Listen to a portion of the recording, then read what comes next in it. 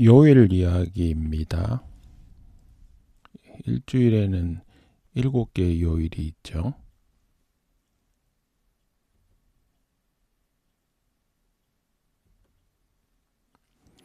칠요 혹은 칠정 이런 말이 있습니다. 칠요 7개 빛난다 뭐 이런 뜻이죠. 우리가 육안으로 보이는 그리고 움직임이 활발한 천체 태양계에서 7개가 있습니다. 해, 달, 그 다음에 수성, 금성, 화성, 목성, 토성 이렇게 있죠. 수성하고 금성은 우리가 사는 지구보다 태양에 가깝고, 화성, 목성, 토성은 지구보다 태양에서 좀 멀죠. 이거 여담입니다만은 원래 태양계 행성의 이름에는 그리스 로마 신화의 신의 이름이 붙어 있습니다. 금성이 비너스잖아요.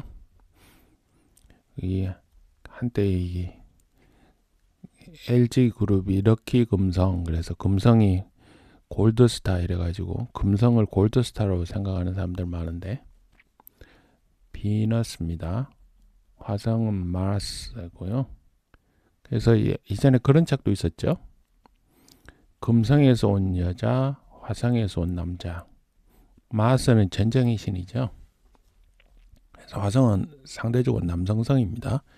그래서 남자하고 여자하고 성격이 많이 다르다 그런 이야기로 했는데, 원래 영어로 된 그 행성의 이름을 보면 남녀 구분은 명확하죠. 칠요 칠정이란 말이 있는데, 이제 역사 시간에 뭐 역법 같은 거, 역사를 보면 칠정산 내편 뭐 이런 이야기 있습니다. 그 칠정이나 칠요나 같은 뜻인데요. 천체를 봤을 때 다른 움직임이 보여서 좀 더 빠르게 움직인다든가, 더 특별히 크게 보인다든가, 그래서 그렇게 해서 7개의 특별하게 생각한 천체가 있었다는 거죠. 그게 육안으로 보이는 태양계의 7개 그겁니다. 이 보면 음양오행이란 것도 이 7개하고 관련이 있는 것 같다는 생각이 듭니다. 음은 달이고 양은 해고, 목성, 화성, 토성, 금성, 수성. 이 음양오행에서는 이게 목, 화, 토, 금수 이 순서죠. 요 전체의 위치하고는 조금 다르긴 하지만 어쨌든 5개의 기운이 있다 그렇게 봤죠. 행성에도 이제 순서를 매기는데, 이게 서양에서는 이렇게 매겼다고 합니다. 거리하고 속도의 순서. 거리가 멀면 천천히 움직이는 것처럼 보이고, 거리가 가까우면 빠르게 움직이는 것처럼 보이죠. 각이 빨리빨리 바뀌니까요. 그래서 먼 곳에서부터 토성, 목성, 화성, 해, 금성, 수성, 달 이렇게 됩니다. 달이 제일 빨리 가까이 있으니까요. 공전주의가 짧으니까 빨리빨리 움직이죠. 그래서 속도가 느린 걸 먼 천체로 생각했다는 건데요. 그래서 이전에 헬레니즘의 천문학에서는 행성시란 게 있었다고 합니다. 행성시. 행성을 가지고 시를 구별하는 거죠. 그래서 하루 24시간에 1시간씩 행성을 부여하는데, 그 순서가 먼 것에서부터 토성, 목성, 화성, 해, 금성, 수성, 달 이런 순서로 이렇게 했죠. 그래서 24시간 체계를 하다 보니까 처음에 토성부터 이렇게 토부터 시간을 부여하다 보면 한 바퀴, 두 바퀴, 세 바퀴 돌고 하나, 둘, 셋 더 가야 24시간이 가잖아요. 그러고 난 다음에 그 다음에는 1부터 시작할 거잖아요. 토부터 시작한 날이 있으면 그 다음 1부터 시작하고, 그 다음에 월부터 시작하고 이렇게 되겠죠. 그래서 24시간 체계에서 첫 번째 시간을 그 날을 대표한다고 해서 토, 일, 월, 하, 수, 목, 금, 토 이렇게 하다 보니까 이게 7개를 갖고 했기 때문에 7일 주기가 돌아옵니다. 그래서 토, 일, 월, 화, 수, 목, 금, 토에서 우리가 아는 요일이 나왔다. 그런 이야기입니다. 근데 한 주의 시작은 어떻게 할 거냐?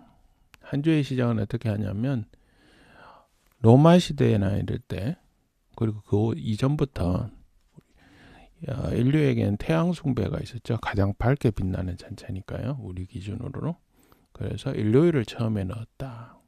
그래서 우리 달력이 대개 일요일이 처음으로 되어 있습니다. 근데 월요일을 처음으로 하는 것도 있습니다.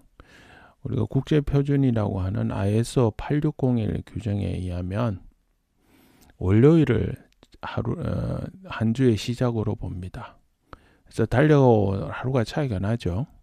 사람들이 생각하는 것도 일을 시작하는 월요일을 한 주에 처음으로 생각하잖아요. 그런 느낌이 있죠. 그래서 주를 셀 때 한 해나 한 달의 첫 주는 첫 번째 목요일이 속한 주가 첫 주입니다. 그래서 어떤 해는 53주가 있고요. 어떤 해는 52주만 있고 어떤 달은 4주가 있고 어떤 달은 5주가 있고 그렇잖아요. 그 근거가 뭐냐면 목요일, 월, 화, 수, 목, 목요일이 네 번째잖아요. 목요일이 속한 주는 4일 이상이 됩니다.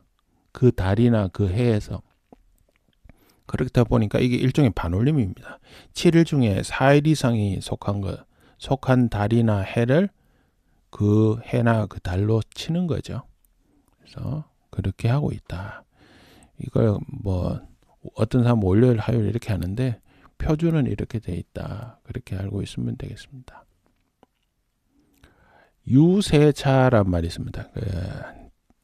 제례할 때 유세차란 말 쓰죠.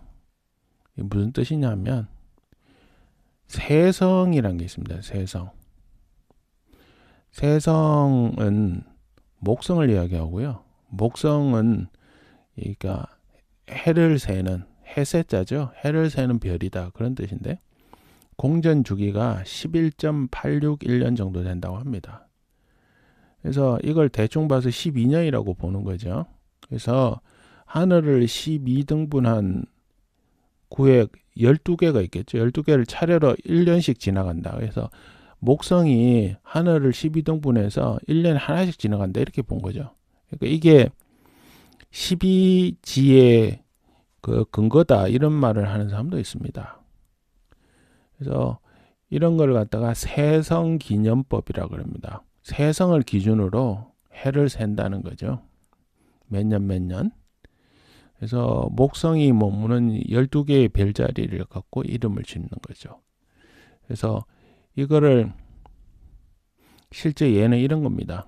뭐 경술년을 예를 들면 세차 경술 혹은 세제 경술 이렇게 쓰는 거죠. 세성을 가지고 차례를 봤더니 경술년이고 세성이 경술에 있다. 이래서 세제 경술 이런 표현을 쓰는 겁니다. 이게 12잖아요.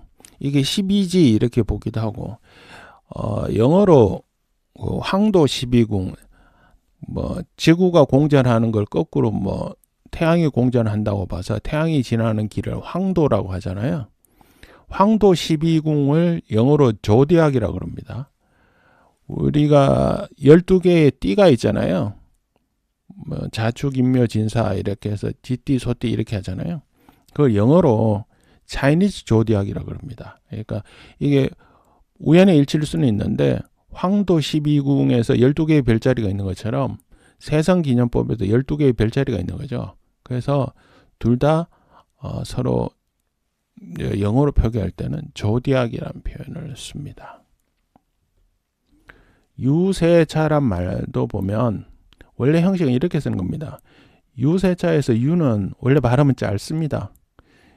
예를 들면 융이 4년, 세차, 경술, 매월 이 월에 따라서 60간지로 이렇게 이름을 붙일 수 있죠. 그걸 쓰고 삭 쓰고 며칠 이게 매일에 대해서도 60간지 일진이 있잖아요.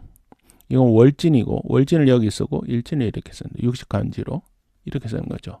해를 60간지로 쓰고 그 다음에 월을 60간지로 쓰는 게 있고 그 다음에 일을 60간지로 쓰는 원래 이렇게 쓰는 겁니다. 그러니까 유는 짧고 그 다음에 여기는 연호를 쓰는 거죠. 유 다음에 연호를 썼는데 이게 요즘은 유세차에서 유를 길게 합니다. 길게 하는 이유가 뭐냐면 청나라가 세력을 떨치던 시기 그 이유 병자호란 이후 그 다음에 일제시대를 거치면서 청나라 연호를 써야 되는데 우리가 조선 왕조실록은 청나라 연호로 기록은 되어 있습니다. 공식 문서에. 청나라 오랑캐라 그러면서 일제시대 때도 일본을 오랑캐로 봤죠. 그래서 일본이나 청에 연호를 쓰지 않겠다면서 유하고 짧게 연호를 이야기해야 되는데 유하고 연호를 얼버무린다든가 아니면 연호를 말 안 하기 위해서 유를 길게 발음한 거죠. 유세차. 그러고 난 다음에 60간지 이렇게 된 거죠. 이 세차는 앞서서 이야기한 대로 세성기념법에 따라서 연도를 이야기하기 때문에 이렇게 나온 거고요. 그래서 학교 다닐 때 배우는 조친문 이런 거 보면 유세차 모년 모월 모일 이런 식으로 시작을 하는데 그거는 조친문이 나온 시기가 병자호란 이후라는 것을 의미하기도 합니다. 예. 그래서 이 유세차 할 때 이 세차가 세성, 목성에서 왔다라는 그런 거죠. 오늘은 7개의 요일이 헬레니즘 이후에 그 행성시에서 나왔다. 그리고 그게 태양계에서 보이는 7개의 천체가 있고 그걸 기준으로 한다는 거하고 유세차의 세차가 목성, 이게 12개의 별자리 이런 것하고 관련이 있다. 그런 이야기를 해봤습니다.